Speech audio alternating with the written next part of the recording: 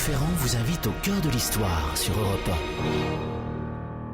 C'est l'histoire d'un roi caché, une énigme méconnue du Moyen-Âge que nous raconte aujourd'hui Franck Ferrand. Bonjour Franck. Bonjour Anissa, bonjour à tous. Le roi dont il est question est réputé n'avoir régné que quelques jours. C'est le malheureux Jean Ier dont la chronique nous dit qu'en vérité, il aurait peut-être survécu dans des circonstances rocambolesques. Je vous raconte cela tout de suite avant d'ouvrir le débat avec mon invité, l'historien Gilles Lecupre, auteur d'un ouvrage sur l'imposture politique au Moyen-Âge. Et cette histoire va nous emmener en Toscane, du côté de Sienne. Sienne, ses monuments couleur d'ocre, son Duomo et la fameuse course du Palio, Vanessa Zah va s'en donner à cœur joie. Je sens que cette émission va nous faire rêver, ça tombe bien, nous en avons besoin. Il arrive parfois que du jour au lendemain, une existence apparemment sans grand relief devienne une aventure, qu'un destin qui paraissait tout tracé se mue en itinéraire imprévisible. Eh bien, c'est ce qui est arrivé un jour de septembre 1354 à un certain Giannino Baglioni. Il était marchand à Sienne. Baglioni, à l'époque, a 38 ans. Et ce jour-là, c'est un simple père de famille, un monsieur sans histoire. Il reçoit un étrange message en provenance de Rome et même plus précisément de Cola di Rienzo, qui est une sorte de dictateur qui a pris le contrôle de la ville éternelle. Il faut vous dire qu'on est à l'époque où les papes règnent en Avignon. Vous savez, ils ne sont plus à Rome. Il y a eu cette guerre entre les Guelfes et les Gibelins. Je ne reviens pas sur tout ça. Ce n'est pas la première fois que Cola di Rienzo tente d'entrer en contact avec notre Giannino. Seulement cette fois, il tient à se montrer particulièrement convaincant. Je cite le message. « Nous vous demandons qu'il vous plaise venir près de nous à Rome, sans aucun retard et dans le plus grand secret. Nous vous écrivons cette lettre à laquelle avons fait apposer notre sceau pour que vous y ajoutiez foi et que vous croyiez ce que le messager vous dira de notre part. » Tout ça est étrange. On peut imaginer que Giannino soit un petit peu dans l'expectative, peut-être hésitant. Il n'en finit pas moins par prendre la route du sud. Et quand il parvient à Rome, nous sommes donc au début d'octobre 1354, la ville est toujours aussi agitée, elle l'est même encore davantage. Des désordres attisés par les grandes familles patriciennes sont en train de menacer sérieusement le pouvoir de Cola di Rienzo. Malgré ces difficultés, le dictateur tient à prendre le temps d'accueillir Giannino dans les formes. Les deux hommes se retrouvent donc face à face et, de manière un petit peu étonnante, la conversation ne tarde pas à rouler sur l'histoire familiale du marchand siennois. Giannino répond aux questions qu'on lui pose. On voit se dessiner petit à petit la vie mouvementée de ses parents. Il faut vous dire qu'avant sa naissance, au début du XIVe siècle, donc, son père, Guccio, vivait en France. Et c'est en France qu'il a séduit une jeune aristocrate nommée Marie de Carsis. Celle-ci accepte de se marier avec lui. Imaginez la mésalliance, colère dans la famille de la mariée, au point que Marie soit retenue contre son gré et que Guccio soit renvoyé chez lui dans la péninsule italique. Petit détail qui change tout, Marie attend alors un enfant, un fils, qui naît à l'automne 1316. Beaucoup de temps s'écoule avant que Guccio ne puisse revenir en France auprès de sa femme et de son fils Giannino. Cela se passe mal. Marie, semble-t-il, est devenue étrange et même sombre. Surtout, elle refuse de partir avec Guccio pour Sienne. Lui avait l'intention de s'installer là-bas avec elle. Elle ne veut pas. Alors Guccio décide de la quitter. Il repart pour l'Italie et il emmène, c'est très important, avec lui, bien sûr, le petit Giannino. Voilà à peu près ce que semble savoir le marchand siennois sur sa petite enfance. C'est peu de dire que Cola di Rienzo a beaucoup à lui apprendre. Le dictateur romain, vous l'aurez compris, a mis les formes. Il reçoit le marchand siennois avec tous les égards, il le fait asseoir confortablement devant lui. Il lui explique sans plus de préambule avoir eu accès à des documents par l'intermédiaire d'un religieux proche de sa mère, Marie, documents qui révélerait un incroyable secret. Un secret touchant à la plus haute politique. En 1316, le hasard a voulu que l'accouchement de Marie de Carsis ait eu lieu exactement en même temps qu'un autre bien plus attendu, celui de la reine de France, Clémence de Hongrie. Et pour cause, alors que Louis X, le mari de Clémence, est mort sans descendance masculine plusieurs mois plus tôt, cette naissance est déterminante pour l'avenir du royaume. On savait que la reine était enceinte au moment où Louis X, le hutin, meurt. Alors, si c'est un garçon, ce garçon sera le nouveau roi, évidemment. Et si c'est une fille, c'est l'oncle qui assure la régence actuellement et qui pourra s'emparer du trône. Or, c'est donc bien un fils qui naît, le petit Jean, qui devient du coup le roi Jean Ier. Et comme on peut l'imaginer dans ce contexte, la tension est très grande à la cour. Certains craignent que quelqu'un ne s'en prenne à ce petit roi, ce serait tellement facile. Et il y a une personne notamment qui suscite une méfiance particulière, c'est Mao d'Artois, la belle-mère du régent, donc de celui qui prétend au trône, bien connu, vous savez, c'est le sombre personnage Mao des Rois maudits, de Maurice Druon, évidemment. Mao doit porter Jean Ier lors d'une cérémonie de baptême, ça pourrait être pour elle l'occasion de s'en prendre à l'enfant. On sait qu'elle manie le poison avec une certaine habileté, cette dame, et ce serait pour elle donc le moyen d'assurer la fortune de son gendre. Le danger est trop grand, des hommes inquiets décident donc par précaution et dans le plus grand secret de trouver un autre enfant pour le mettre à la place du roi, et vous aurez compris que cet enfant, c'est le fameux Giannino, le fils de Marie de Carsis. La tragédie redoutée a lieu. Peu après la cérémonie dans laquelle Mao jouait un rôle essentiel, le bébé vient à mourir mystérieusement. Officiellement, Jean Ier n'aura donc vécu que 5 jours. En fait, Giannino n'a vécu que 5 voilà, jours. parce qu'en fait, l'enfant aurait été confié à Marie et il serait bien vivant. Malgré la douleur d'avoir perdu son propre enfant, la jeune femme accepte de garder le silence. Elle prend soin de ce roi caché, un des nombreux rois cachés de l'histoire. Et quand Guccio revient quelques années plus tard pour attirer sa petite famille à Sienne, il ne repart donc pas avec le petit Giannino, mais sans le savoir, avec un roi de France légitime, descendant du Capet et de Saint-Louis. Cola di Rienzo a fini son récit. Il observe Giannino Baglioni. Celui-ci vient quand même d'apprendre qu'il serait le roi Jean Ier de France. Il y a de quoi se frotter les yeux, vous l'avouerez. Et d'autant plus que le maître de Rome se met à le traiter avec les plus grands égards. Lui qui n'est que le marchand de Sienne. La tête lui tourne. Si l'identité que lui prête Cola di Rienzo est véritable, est-ce qu'après tout, il ne devrait pas réclamer son trône ? Ça a l'air évident comme ça. En vérité, ça n'est pas si simple. Franck Ferrand vous conte l'histoire sur Europe 1. Nous sommes cet après-midi sur Europe 1 en octobre 1354. Giannino, un marchand siennois, est convoqué par le dictateur qui a pris le pouvoir à Rome et qui lui annonce tout simplement qu'il serait en réalité Jean Ier, roi de France, un souverain que tout le monde croit mort juste après sa naissance. Alors avant de savoir, Franck, ce que Giannino va faire de cette incroyable révélation, je me pose quand même une question. En 1354, à quoi ressemble le royaume de France ? À cette époque, la France n'est pas au mieux. Les premières années de la guerre de 100 ans face à l'Angleterre ont été marquées par toutes sortes de défaites, à l'Écluse, à Crécy, bien entendu. Il y a eu cette peste noire qui a fait des ravages. Vous savez que certains historiens estiment que près de la moitié de la population aurait disparu. En 1354, c'est Jean II le Bon, donc un Valois, qui est sur le trône depuis 4 ans. Il est le deuxième roi issu de cette branche cadette des Capétiens, après Philippe VI.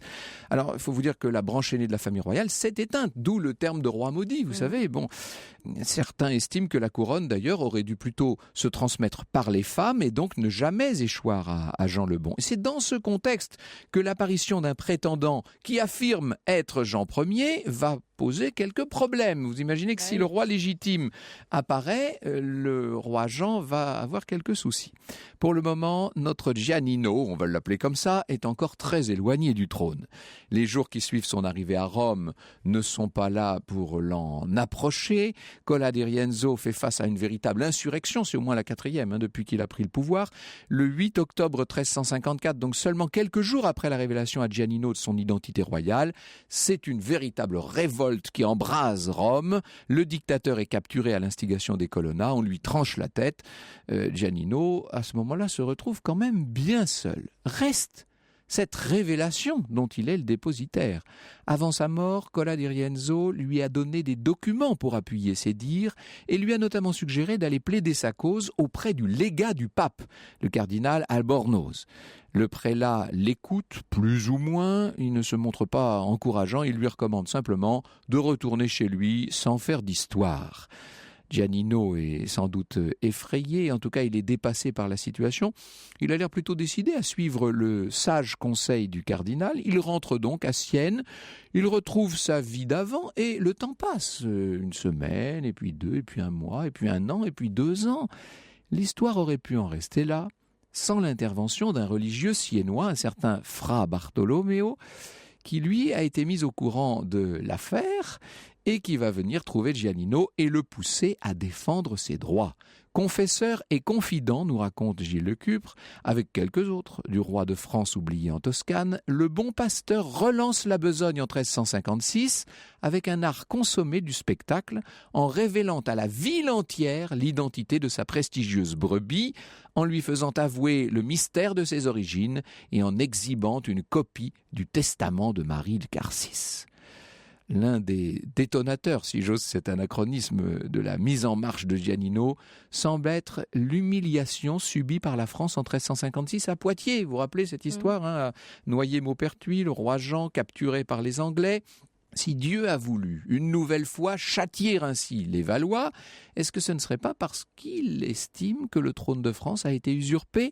Ainsi, Giannino doit rétablir l'ordre sacré et pour l'y aider, on l'incite à chercher des soutiens à Sienne mais aussi un peu plus loin, en Hongrie, pourquoi pas après tout. S'il est bien Jean Ier, il est le fils de la reine Clémence de Hongrie et donc il est lié par le sang à la famille royale hongroise. Voilà donc notre Giannino qui prend la route de Bouda en 1357. Bardé de preuves écrites, il espérait obtenir des fonds, des troupes et de chaudes recommandations de la part de son cousin, nous raconte Gilles Lecupre. Il ne rencontra tout d'abord qu'un certain scepticisme, alimenté par l'expérience douloureuse de Louis le Grand, récemment ennuyé par un cordonnier de Bohême qui s'était fait passer pour son propre frère. C'était très à la mode à cette époque, c'est ce que nous allons voir dans un instant. Après réflexion, tout de même, le roi de Hongrie finit par reconnaître l'identité royale de Giannino, mais de là à le soutenir avec des moyens solides et concrets, il y a un pas qu'il se garde bien de franchir. De leur côté, les autorités siennoises hésitent, elles sont plus embarrassées qu'autre chose, disons-le. Elles offrent quand même à Giannino un statut, de l'argent et bientôt on va le voir avec autour de lui une petite cour, des conseillers. Il parvient à réunir comme ça quelques subsides, dont la provenance est pour bonne part incertaine. Le moment vient en tout cas pour Giannino de franchir le Rubicon, sa couronne, parce que c'est sa couronne, eh bien il va aller la chercher. La période semble favorable, le roi de France est toujours aux mains des Anglais, le royaume fait face à des désordres multiples, ce sont les débuts très chaotiques du règne de Charles V. Giannino paraît assez seul, il a bien tenté de trouver d'autres soutiens, notamment auprès du pape en Avignon, mais il s'est fait rabrouer. Il n'a guère le choix dès lors que de s'en remettre à des alliés nettement moins prestigieux que le souverain pontife. Et c'est ainsi qu'on le voit s'acoquiner avec un mercenaire anglais, de quoi rassembler tout de même une petite armée de routiers en Provence, de quoi, après tout pourquoi pas, croire en ses chances. Franck Ferrand vous conte l'histoire sur Europe 1. L'énigme de Jean Ier. Nous sommes au plein cœur de cette histoire rocambolesque du Moyen-Âge. Ce roi que tout le monde croyait mort est maintenant bien décidé à aller récupérer sa couronne de France. Alors va-t-il y arriver avec sa petite armée ?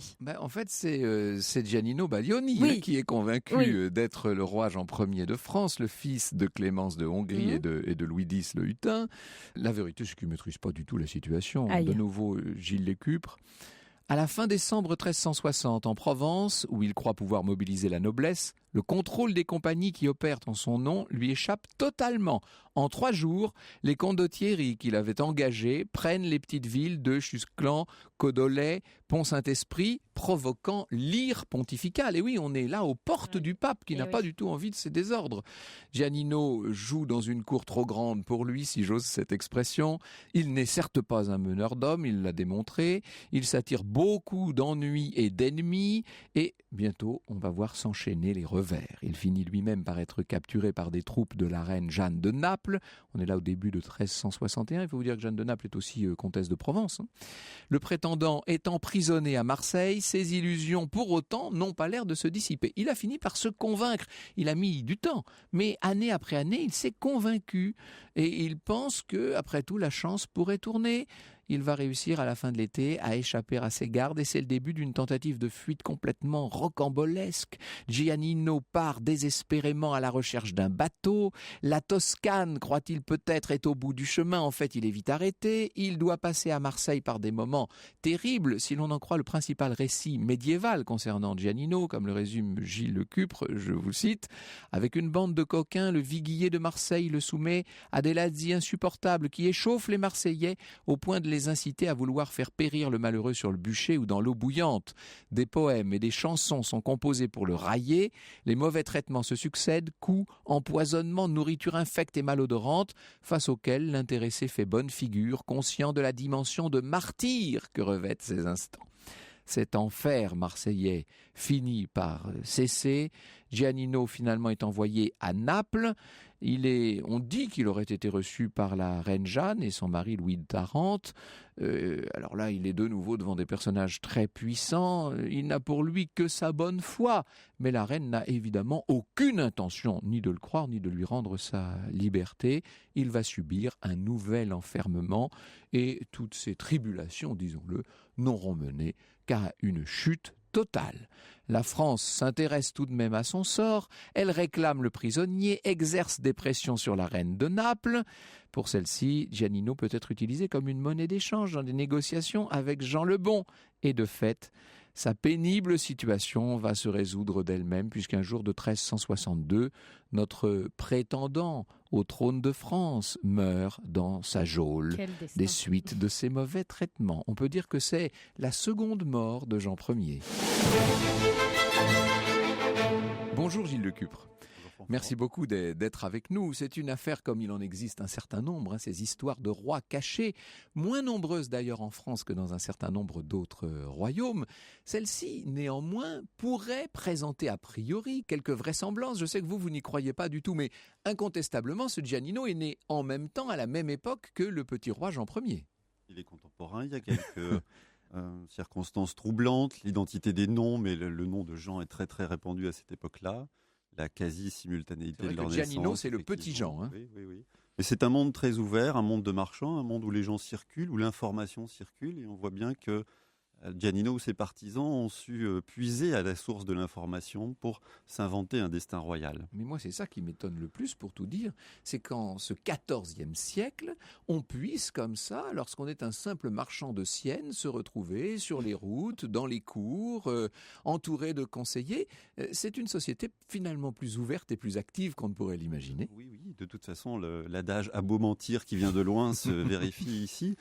Pour qu'une imposture soit complète, qu'elle réussisse, qu'elle ait des chances de s'avancer un petit peu, il faut des soutiens très puissants et incontestablement, Giannino en a quelques-uns, même s'il reste obscur à l'historien encore aujourd'hui. En fait, s'il n'y avait pas eu la très grande fragilité de cette dynastie naissante de Valois sur le trône de France, s'il n'y avait pas eu les débuts difficiles de cette guerre de 100 ans, on peut imaginer qu'il aurait eu moins beau jeu tout de même. Hein. Certains veulent essayer de profiter du désordre, pour ne pas dire de l'anarchie en France, pour s'emparer du pouvoir. Tout à fait. La situation est inédite pour le Royaume de France, qui avait connu une continuité dynastique légendaire, remarquable, qui a duré pratiquement plus de 300 ans.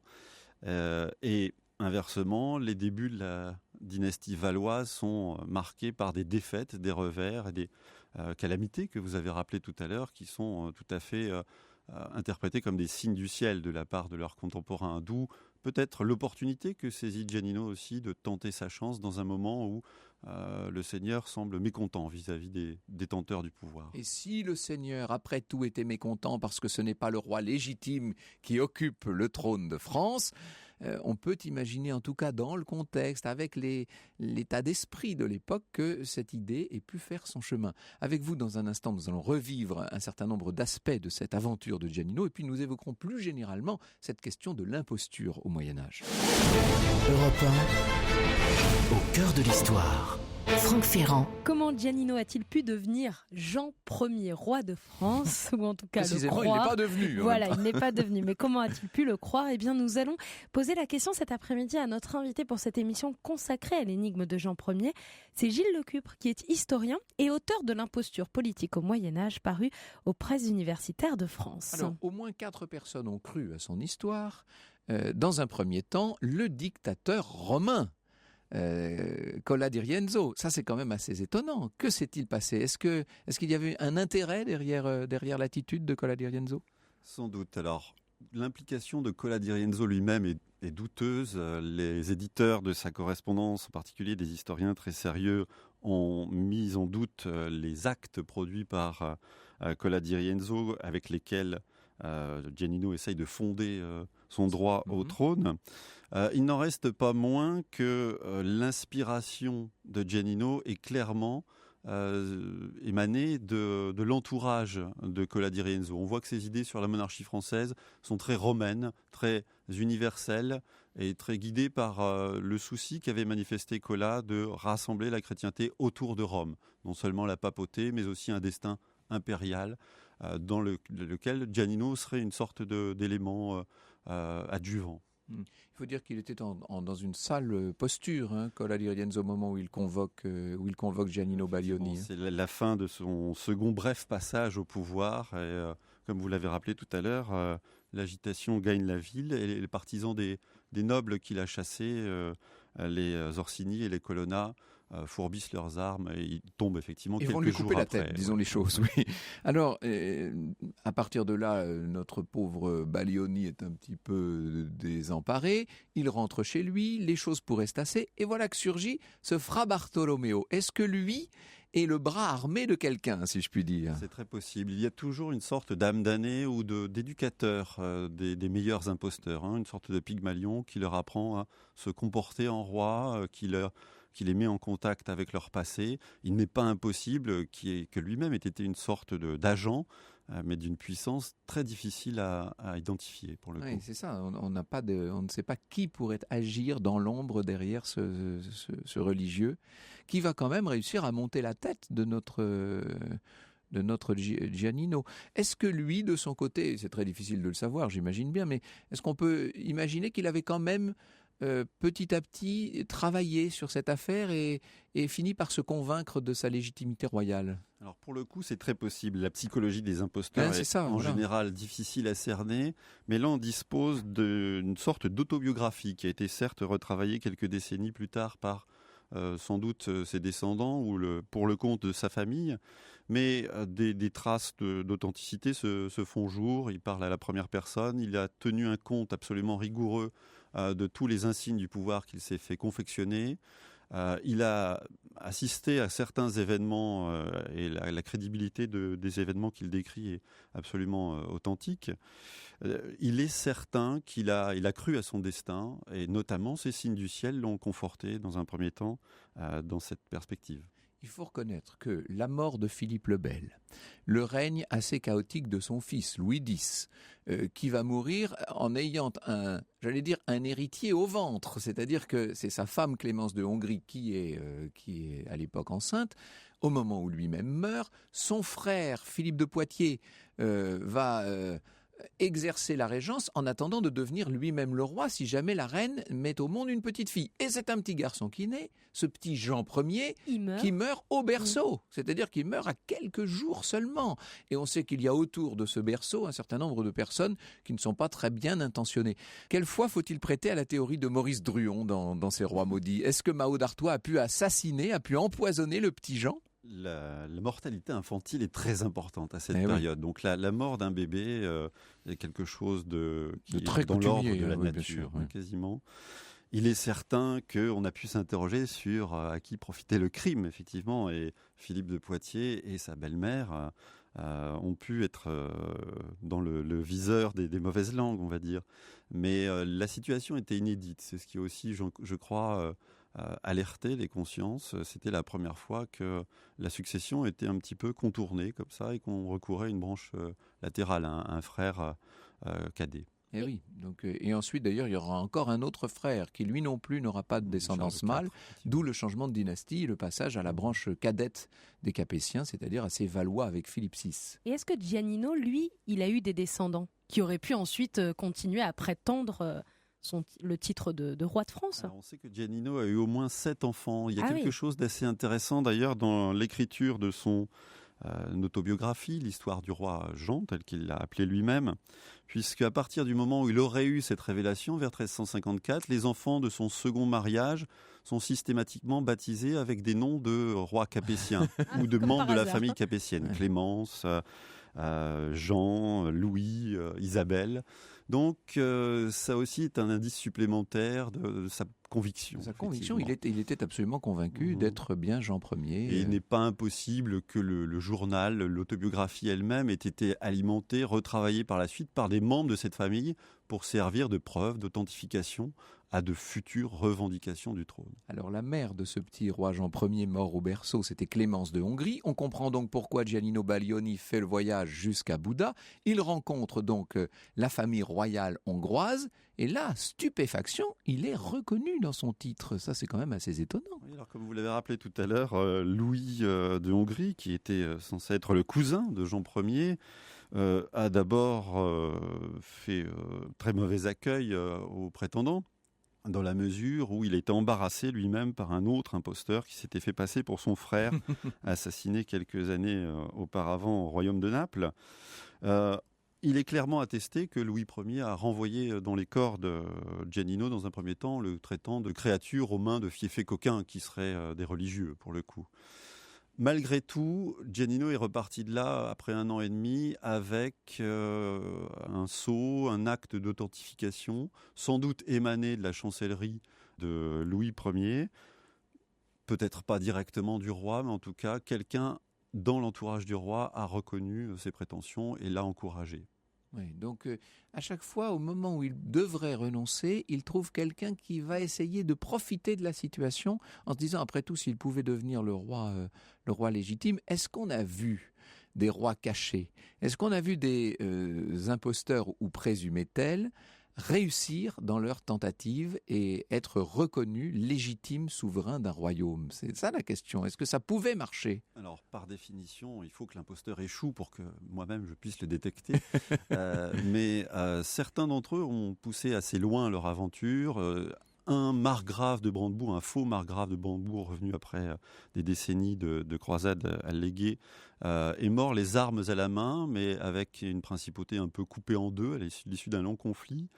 D'autres ont vraiment agité les cours européennes, ont mis un petit peu de piment à la diplomatie internationale, ont accompli des mariages dynastiques à la fin du XVe siècle.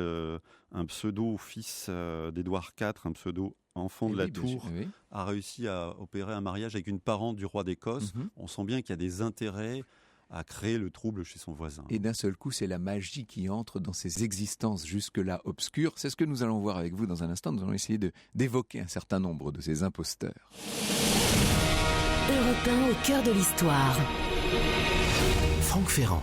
Qui sont ces imposteurs qui ont parfois courtisé les couronnes royales pendant le Moyen-Âge? Eh bien, nous en parlons cet après-midi sur Europe 1 avec votre invité, Franck Ferrand. Vous recevez l'historien Gilles Lecupre, qui est aussi l'auteur de l'imposture politique au Moyen-Âge, paru aux presses universitaires de France. On peut faire un véritable inventaire de ces prétendants, de ces gens qui prétendent avoir été substitués au berceau ou être un enfant caché, etc. et avoir dès lors des droits, parce que c'est ce qu'il faut bien comprendre.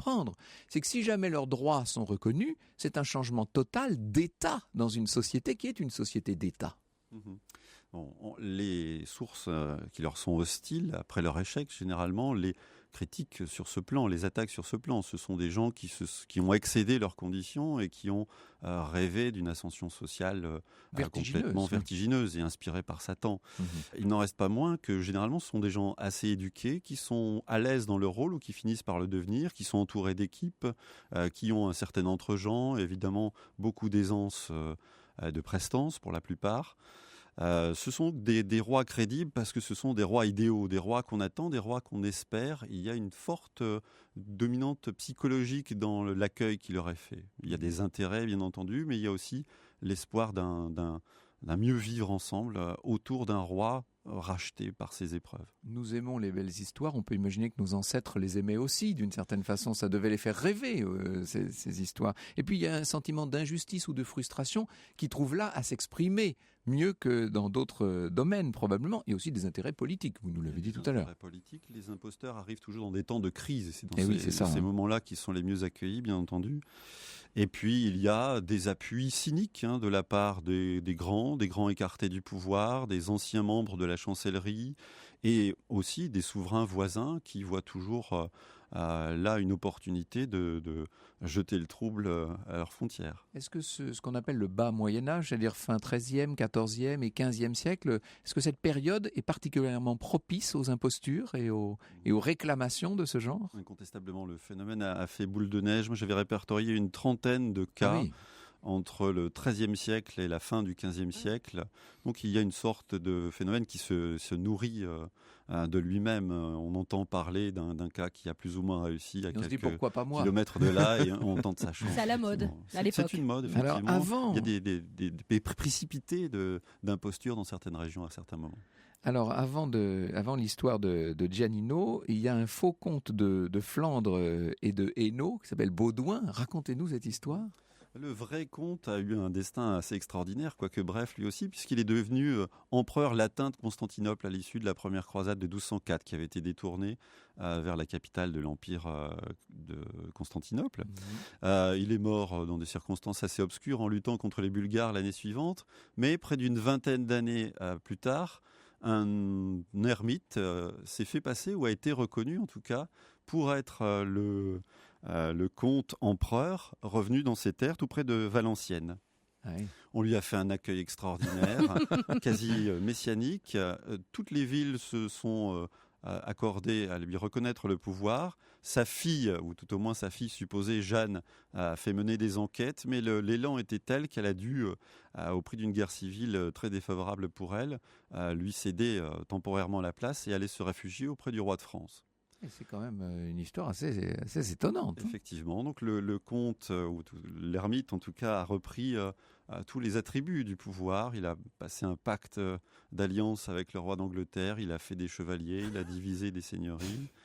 Malheureusement pour lui, il a été confondu lors d'une entrevue avec le roi de France qui a pu s'appuyer sur la mémoire de ses propres conseillers pour confondre par des questions habiles l'imposteur. Quelle histoire, j'ai très envie de la raconter, cette histoire. Nous allons la programmer parce que j'avoue que c'est assez étonnant.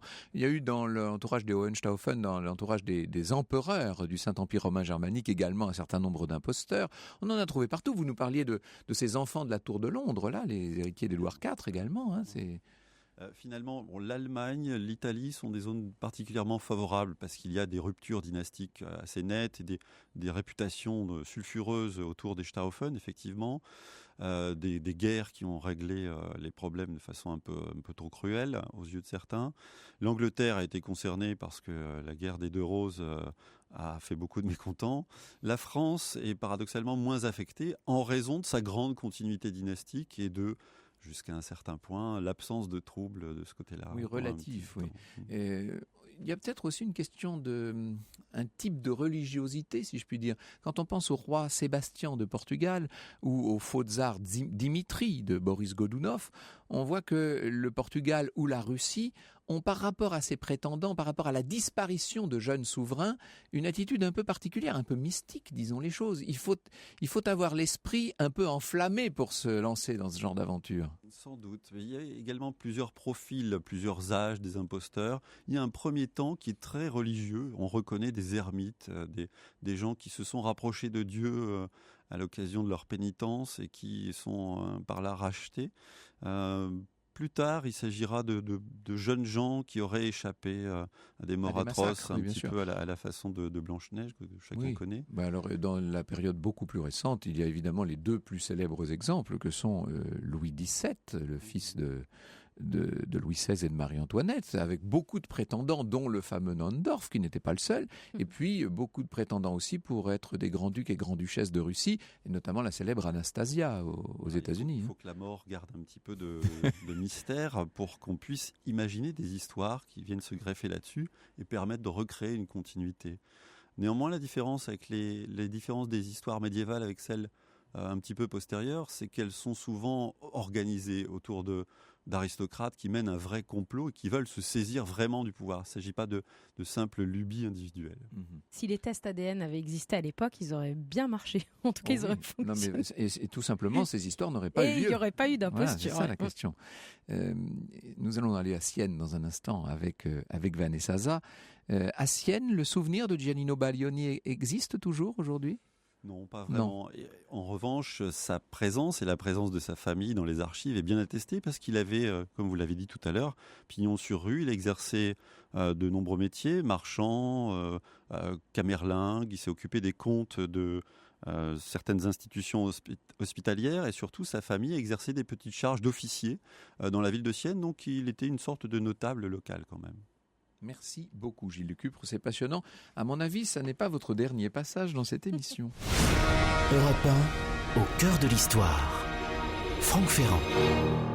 Nous partons maintenant sur les pas de celui qui a cru toute sa vie être Jean Ier, le roi de France, Giannino. Nous allons donc à Sienne, Franck, avec Vanessa Zah. Je ne dirais pas que c'est ce qui nous a décidé à choisir ce sujet, mais enfin tout de même, c'est tellement beau Sienne. Moi j'y ai des souvenirs inouïs, je ne vais pas vous raconter ma vie, mais c'est une très très belle ville. Moi c'est un coup de cœur. Moi je préfère d'ailleurs Sienne à Florence pour c'est autre chose, oui, c'est vrai. C'est autre chose. Alors il n'y a pas la mer, il n'y a pas de fleuve déjà. Il n'y a pas de fleuve, il n'y a pas d'eau. Il n'y a pas d'eau, contrairement à Florence, dont les pieds baignent comme ça dans l'Arno. Alors, ce qui en fait aussi une particularité, et ce qui a développé aussi une tradition, parce que comme il n'y a pas d'eau, finalement, la tradition veut que quand les enfants naissent à Sienne, on les baptise à l'église, mais aussi dans la fontaine du quartier, parce qu'on a été obligé de construire une fontaine dans chaque quartier. Et quand vous dites quartier, c'est très important à Sienne, c'est-à-dire que ce sont quasiment des petites républiques. C'est des petites républiques, c'est même des clans. Alors, c'est assez fantastique quand vous vous promenez d'ailleurs dans Sienne. Il faut justement se perdre dans ces dédales de ruelles. Vous sentez l'identité de chaque quartier.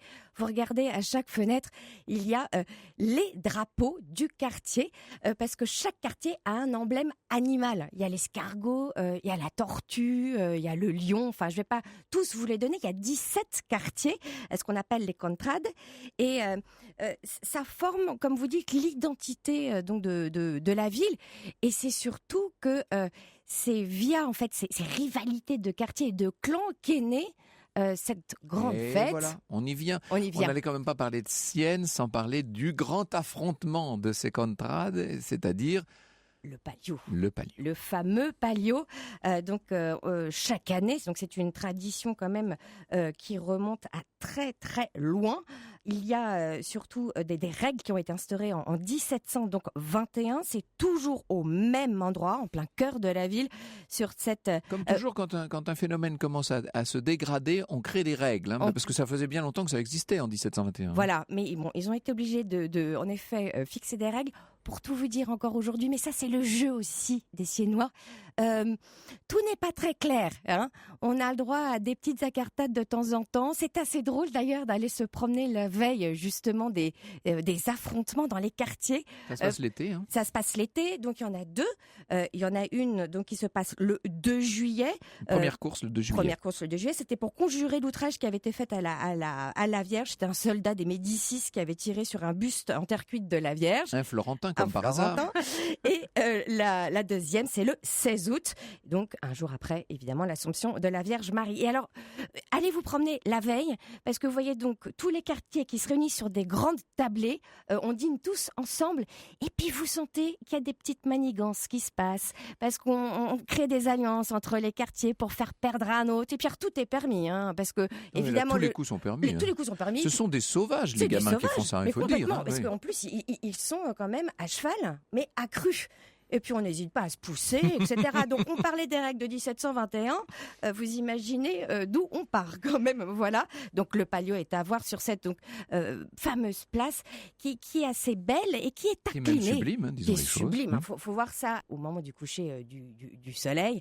Alors il faut savoir que pour le Palio, justement, vous pouvez même louer les balcons des immeubles qui sont tout autour en fait de la place. C'est loué 3 ans à l'avance par quelques au moins tour opérateurs. Ouais, tour opérateur. Mais en tout cas, il faut 6 mois pour réserver pour le Palio. Et elle est inclinée. Et inclinée, c'était pour récupérer l'eau de pluie. Toujours la même histoire de l'eau. L'eau est précieuse à Sienne. Très importante. Voilà.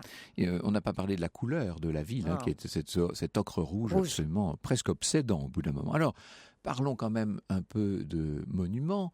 Il faut aller voir la cathédrale, il faut aller voir le Duomo. Le Duomo qui est revêtu de marbre. Je pense qu'on l'a tous vu en carte postale avec ces lignes blanches et noires. Donc ça, c'est vraiment une influence mauresque qu'on va retrouver d'ailleurs à Cordoue, par exemple, ou à Istanbul. Mais alors là, on est dans une construction typiquement toscane où on est à moitié entre l'art roman et l'art gothique. En fait, le bas est roman et puis le reste est complètement gothique.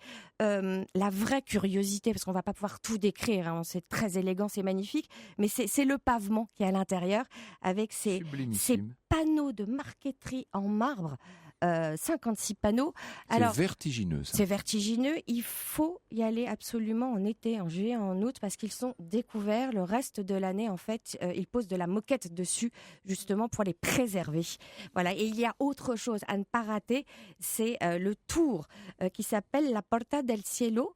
Non, ça, je vous le dis en espagnol, pas du tout. Non, mais j'ai pas du tout l'accent italien, ça va pas. Porta del Cielo.